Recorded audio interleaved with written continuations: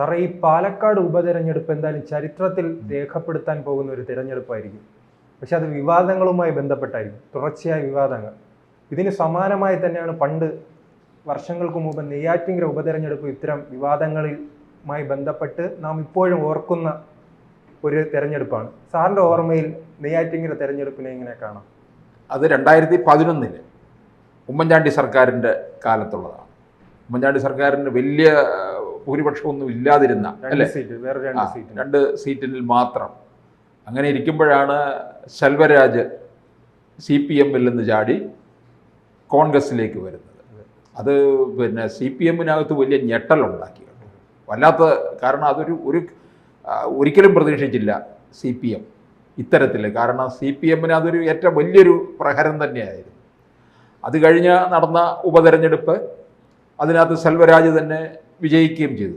സെൽവരാജിന് അവിടെ ഉള്ള ഒരു പിന്നെ നെയ്യാറ്റിൻകര ഭാഗത്തുള്ള ഒരു സമുദായ വോട്ടും അങ്ങനെ പൊതുവെ ആ നാട്ടിലുള്ള ഒരു വികാരവും ഒക്കെ കൂടി വന്നു, സെൽവരാജിന് അനുകൂലമായിട്ട് മാറുകയും ചെയ്തു. ഈ എല്ലാ ഉപതെരഞ്ഞെടുപ്പുകളും എല്ലാ കാലത്തും വലിയ ചർച്ചാ വിഷയമാകായി മാറാറുണ്ട്. നമുക്കറിയാവുന്നതാണ്, ഇപ്പോൾ ഈ തൃക്കാക്കരയിൽ നടന്ന ഉപതെരഞ്ഞെടുപ്പ് ഈ പിന്നെ 2ാം പിണറായി സർക്കാരിൻ്റെ കാലത്താണല്ലോ അത് നടന്നത്. PT തോമസിൻ്റെ മരണത്തെ തുടർന്നാണ് ഉമാ തോമസ് മത്സരിക്കുന്നത്. അത് വലിയ വിവാദമായി. കാര്യം എന്ന് പറഞ്ഞാൽ പിന്നെ അവിടെ CPM-നെ സംബന്ധിച്ചിടത്തോളം അവരൊരു അഭിമാന പോരാട്ടമായിട്ട് അതങ്ങ് എടുത്തു. ഒരു CPM-ൻ്റെ ഒരു സ്വതന്ത്രനെ, ഒരു ഡോക്ടറെയാണ്, ഡോക്ടർ ജോയോ അങ്ങനെ എന്തോ പേരുള്ള ഒരാളെ, ഒരു ഡോക്ടറാണ് എന്തായാലും, അദ്ദേഹത്തെ കൊണ്ടുവന്ന് നിർത്തി. മന്ത്രിസംഘം നേരിട്ട് തന്നെ അതെ അങ്ങനെ വലിയ വീട്ടിൽ രാവിലെ മുട്ടുമ്പോൾ മുന്നിൽ നിൽക്കുന്ന മന്ത്രിമാരാണ്. അങ്ങനെ ഈ മുഴുവൻ മന്ത്രിമാര് LDF-ന്റെ MLA-മാരും ആ മണ്ഡലത്തിൽ ക്യാമ്പ് ചെയ്തു എന്നുള്ളതാണ്. പിണറായി വിജയനും പലവട്ടം അവിടെ ചെന്നു. പിണറായി വിജയൻ അവിടെ പറഞ്ഞ എന്താണ്, ഈ നിങ്ങൾക്ക് 2016-ലും 2021-ലും അബദ്ധം പറ്റിപ്പോയി, അത് തിരുത്താനുള്ള സമയമാണ് എന്ന് പറഞ്ഞാൽ PT തോമസിനെ നിങ്ങൾ ജയിപ്പിച്ച് വിട്ടത് നിങ്ങൾക്ക് പറ്റിയൊരു അബദ്ധമാണ്, അത് തിരുത്താനുള്ള സമയമാണെന്നാണ് പറഞ്ഞത്. അതങ്ങനെ പറഞ്ഞതോടുകൂടി തന്നെ അത് പിന്നെ ഉമാ തോമസിൻ്റെ ഭൂരിപക്ഷം വർദ്ധിപ്പിച്ചു. പിണറായി വിജയൻ്റെ വായിൽ നിന്ന് എന്തെങ്കിലുമൊക്കെ വീണ് കഴിഞ്ഞാൽ അത് എതിർപക്ഷത്തിന് പലപ്പോഴും അനുകൂലമായി മാറാറുണ്ട്. പ്രേമചന്ദ്രന്റെ കാര്യം പരനാറി പ്രയോഗിച്ചു. 2019-ലും ചെന്ന് പറഞ്ഞു പരനാറി എന്നും പരനാറിയായിരിക്കും എന്ന് പറഞ്ഞു. പ്രേമേന്ദ്രൻ്റെ ഭൂരിപക്ഷം ഉയർന്നുകൊണ്ടേയിരുന്നു. ഇനിയിപ്പോൾ പ്രേമേന്ദ്രന് അവിടെ ഏത് കൊമ്പത്തുള്ള ആളെ കൊണ്ടിറക്കിയാലും പ്രേമേന്ദ്രനെ തോൽപ്പിക്കാൻ കഴിയത്തില്ല. അത്രയും ജനസമ്മതി നേടിക്കഴിഞ്ഞു, ആ മണ്ഡലത്തിന് വേണ്ട കാര്യങ്ങളും ചെയ്തു കഴിഞ്ഞു എന്നുള്ളതാണ്. അപ്പോൾ ഈ പിന്നെ അതുപോലെ തന്നെ പുതുപ്പള്ളിയിൽ ഇവർ നോക്കിയോ, ഉമ്മൻചാണ്ടിയുടെ ഒരു തരംഗമുള്ള നിൽക്കുന്ന സമയമല്ലേ, അത് ആർക്കും അറിയാം ഉമ്മൻചാണ്ടിയുടെ മകനായിരിക്കും അവിടെ തന്നെ ജയിക്കുന്നത് എന്ന് ഉറപ്പാണ്. എന്നിട്ടും അവിടെ അവർ ഈ പിന്നെ CPM-ന്റെ ഒരു ചാവേറുണ്ടല്ലോ ചാനൽ ചർച്ചകളിൽ, ജയിക്കിനെ കൊണ്ടുവന്ന് അവിടെ കൊണ്ടുവന്ന് നിർത്തി. എന്നിട്ട് വലിയ വീറും പോരും ഒക്കെ കാണിച്ചു തുടങ്ങി, പലതരത്തിലുള്ള നമ്പറുകളും ഒക്കെ എടുത്തു തുടങ്ങി.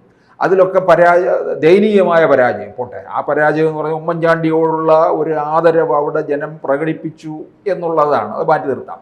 പക്ഷേ ഇവർ വിചാരിച്ചെന്നറിയാമോ, PT തോമസിൻ്റെ അവിടെ ഉമാ തോമസ് ജയിക്കുമെന്നൊന്നും അവർ കണക്ക് കൂട്ടിയില്ല. ഇവരുടെ വിചാരം LDF-ന് 2021 കോവിഡിന് ശേഷം നടന്ന ആ തെരഞ്ഞെടുപ്പിൽ പിണറായി തരംഗമുണ്ടായിരുന്നു. സെഞ്ചുറി അടിക്കുമെന്ന് പറഞ്ഞാൽ പിണറായി തരംഗമുണ്ടായി. അപ്പൊ അതിൻ്റെ കൂട്ടത്തിൽ ഇതും കൂടി അങ്ങ് നിൽക്കുമെന്നാണ് കരുതിയത്. പക്ഷെ അതൊക്കെ വലിയ തിരിച്ചടി ഉണ്ടായി. KRail വിവാദവും ഒക്കെ അങ്ങ് കത്തിക്കാളുകയാണ് ചെയ്തത്.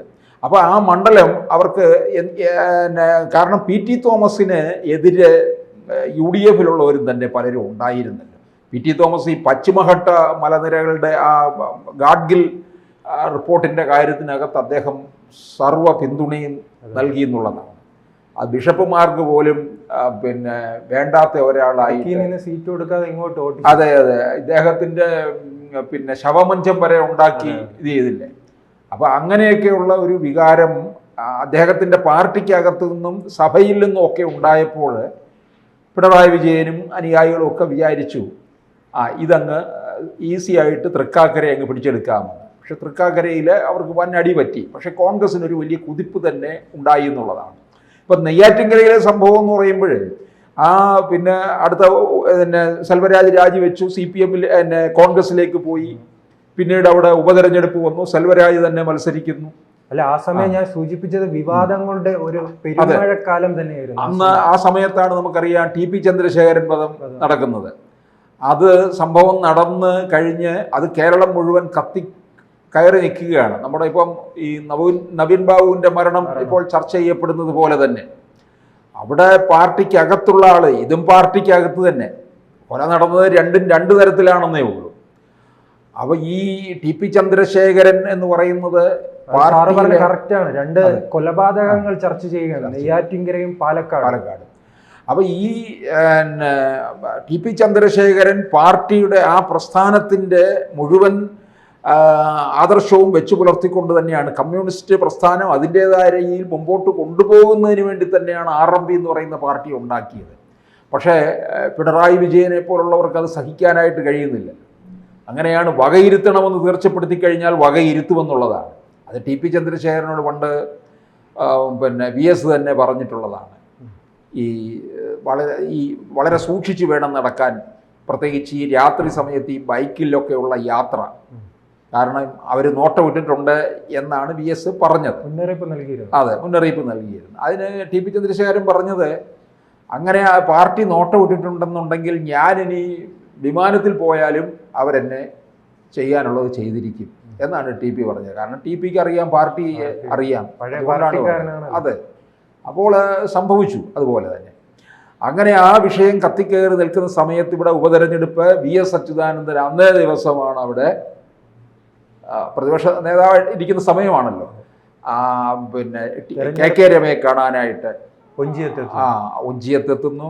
KK രമ ഇദ്ദേഹത്തെ കണ്ട അങ്ങ് ആലിംഗനം ചെയ്തു പോയി. പിന്നെ വിഷമം കാരണം ആ ചിത്രമൊക്കെ പത്രങ്ങളിൽ അമ്മയും ഉണ്ടായിരുന്നു. അതെ, ആദ്യ പേജിൽ തന്നെ വലിയ വാർത്താ പ്രാധാന്യത്തിൽ ഉപതെരഞ്ഞെടുപ്പ് നടക്കുന്ന അന്നാണ് ഈ പിന്നെ VS അവിടെ പിന്നെ TPയുടെ വീട് സന്ദർശിക്കുന്നത്. അത് പാർട്ടിക്ക് തിരിച്ചടി ഉണ്ടാക്കിയിട്ടുള്ളതാണ്.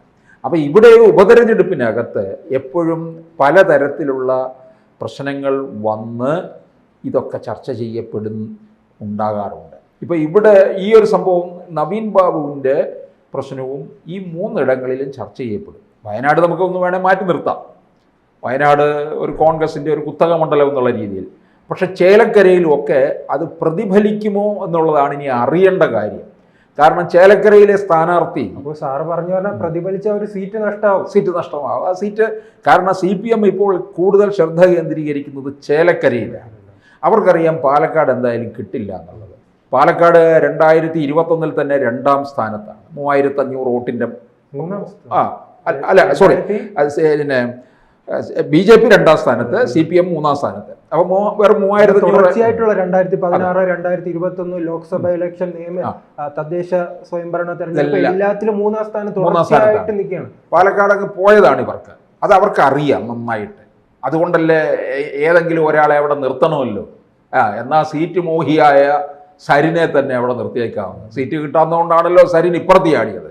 എന്നാൽ അയാളുടെ സീറ്റ് മോഹം ഇതോടെ സെൽവരാജ് മറുകണ്ഠ ചാടിയപ്പോ എതിർത്തവരാണ് ഇന്ന് സരിനെ.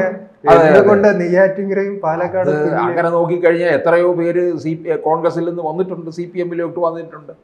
പിന്നെ ഇടയ്ക്ക് BJPയിലേക്ക് പോയ സെൽവരാജ് മറുകണ്ഠം ചാടിയപ്പോൾ ഈ അന്നത്തെ പ്രതിപക്ഷ നേതാവ് ഉൾപ്പെടെയുള്ളവർ അവിടെ മൈക്ക് കെട്ടി പ്രസംഗിച്ചിട്ടുണ്ട്. ഇത്തരത്തിൽ മറുകണ്ഠം ചാടിക്കുന്നവർക്ക് വേണ്ടിയാണ് കോൺഗ്രസ് എന്ന്. ആ സമാനമായി തന്നെ വർഷങ്ങൾക്ക് ശേഷം കോൺഗ്രസിൽ നിന്ന് ഒരാളെ ചാക്കിട്ട് VS ഇതൊന്നും ഇപ്പോൾ അറിയുന്നില്ലല്ലോ. അദ്ദേഹം പിന്നെ വളരെ ലൈവായിട്ട് നിൽക്കുന്നുമില്ലല്ലോ ഇപ്പോൾ, അദ്ദേഹത്തിന് ആവശ്യതയിൽ കഴിയുന്നത് കൊണ്ട്. അപ്പം എന്തായാലും ഇത്തരത്തിലുള്ള ചില സംഭവങ്ങളൊക്കെ ഉപതെരഞ്ഞെടുപ്പിനെ ബാധിക്കാറുണ്ടെന്നുള്ളതാണ്. അപ്പോൾ ആ TP സംഭവം തന്നെ എത്രത്തോളം നെയ്യാറ്റിൻകരയിൽ ബാധിച്ചു, അതുപോലെ തന്നെ ഇപ്പോൾ ചേലക്കരയിൽ ഇപ്പോൾ ഇവർ കൂടുതൽ ശ്രദ്ധ കേന്ദ്രീകരിക്കുന്നുണ്ട്. അവിടെ നിർത്തിയിരിക്കുന്ന സ്ഥാനാർത്ഥിയെ 2016 അവിടെ MLA ആയിരുന്ന പ്രദീപാണ്. അതെ, അദ്ദേഹത്തെക്കുറിച്ച് മണ്ഡലത്തിൽ പൊതുവെ നല്ല അഭിപ്രായമാണ് ഉയരുന്നത്. ഇപ്പം ചേലക്കര പക്ഷെ അദ്ദേഹം പരാതി നൽകിയിട്ടുണ്ട് രാധാകൃഷ്ണനെതിരെ. അതെ. അതെല്ലാം പറഞ്ഞ് അതെ. കൈ കൊടുത്തിട്ടുണ്ട്. രാധാകൃഷ്ണൻ അവിടെ വേറൊരു മുഖമാണ്. രാധാകൃഷ്ണൻ ഇപ്പോൾ ഇവിടെ മന്ത്രിയായിട്ടിരുന്നു. അല്ലെ, രാധാകൃഷ്ണൻ സഹകരിക്കണമെന്നില്ലെന്ന് എന്നുള്ള രീതിയിലാണ് പരാതി നൽകിയിട്ടുണ്ടായിരുന്നു. ഈ രാധാകൃഷ്ണൻ ഇവിടെ മന്ത്രിയായിട്ടൊക്കെ ഇരുന്നെങ്കിലും രാധാകൃഷ്ണന് മന്ത്രിസ്ഥാനമോ MLA സ്ഥാനമോ ഒന്നുമില്ലെങ്കിലും അവിടെ ഒരു കർഷകനായിട്ട് അദ്ദേഹം തുടരുന്ന ആളാണ്. അല്ലാതെ അദ്ദേഹത്തിന് ഒരു പദവിയും വേണ്ട, പാർട്ടിക്ക് വേണ്ടി നിൽക്കുകയും ചെയ്യുന്നുണ്ട്. അപ്പോൾ രാധാകൃഷ്ണൻ്റെ വ്യക്തിപരമായിട്ടുള്ള രീതിയിലുള്ള ആ ഒരു ഫേസിനാണ് അദ്ദേഹം അന്ന് ജയിച്ചത്. പക്ഷേ ലോക്സഭാ തെരഞ്ഞെടുപ്പിൽ ഭൂരിപക്ഷം ആ മണ്ഡലത്തിൽ നിന്നുള്ളത് കുറഞ്ഞു എന്നുള്ളതാണ്. 5000 വോട്ട് മാത്രമേ കിട്ടിയിട്ടുള്ളൂ. പക്ഷേ അത് രാധാകൃഷ്ണനുള്ള തിരിച്ചടിയല്ല, അത് പിണറായി വിരുദ്ധ തരംഗമാണത് അവിടെ കണ്ടത്. കാരണം പിണറായി വിരുദ്ധ തരംഗം കേരളത്തിൽ നന്നായിട്ടുണ്ട്. ഭരണവിരുദ്ധത്തിനപ്പുറം പിണറായി വിരുദ്ധം എന്നുള്ളതാണ് നിൽക്കുന്നത്. അത് 2026 ഇനി പിണറായി ഇറക്കാൻ കഴിയുള്ളൂ. പക്ഷെ അതുവരെ ജനം സഹിച്ച് നിൽക്കില്ല. 2025 തദ്ദേശ സ്ഥാപനങ്ങളിലേക്കുള്ള തിരഞ്ഞെടുപ്പുണ്ട്. അതിനു മുമ്പ് നടന്ന ലോക്സഭാ തിരഞ്ഞെടുപ്പിൽ തന്നെ ജനങ്ങൾ അങ്ങോട്ട് പകരം വീട്ടി എന്നുള്ളതാണ്. പക്ഷേ എനിക്ക് ചോദിക്കാനുള്ള അതിനകത്ത് ഈ സമാനമായ രീതിയായിരുന്നല്ലോ 2019 നാം കണ്ടത്, 19-1. പക്ഷെ അത് കഴിഞ്ഞിട്ട് വന്ന തദ്ദേശ സ്വയംഭരണ തെരഞ്ഞെടുപ്പിൽ CPM-ന് മുന്നേറ്റം ഉണ്ടാക്കാൻ സാധിച്ചു. അത് കഴിഞ്ഞിട്ട് കോവിഡാനന്തരം ഉണ്ടായിട്ടുള്ളതല്ലേ. കോവിഡ് കാലത്ത് ഇതിനെയൊക്കെ അതിജീവിച്ചു എന്നുള്ള തരത്തിലുള്ള ഒരുപാട് PR വർക്കിലൂടെ ഈ ഒന്നാം പിണറായി സർക്കാർ ഒരു ജനപ്രീതി നേടിയെടുത്തു. അപ്പോൾ അതിൻ്റെ ഒരു പേരിൽ കൂടിയാണ് ആ തദ്ദേശ സ്ഥാപനങ്ങളിലേക്കുണ്ടായ വിജയവും പിന്നീട് 21 തുടർഭരണം ലഭിച്ചത്. അപ്പോൾ ഇവിടെ ഇപ്പോൾ സംഭവിക്കാൻ പോകുന്നത് എന്തായാലും പാലക്കാട് ഇവർക്ക് കിട്ടില്ല, ചേലക്കര മാത്രമേ ഉള്ളൂ. ചേലക്കര നഷ്ടപ്പെടാതിരുന്നാൽ ഇവർക്ക് കൊള്ളാം എന്നുള്ളതാണ്.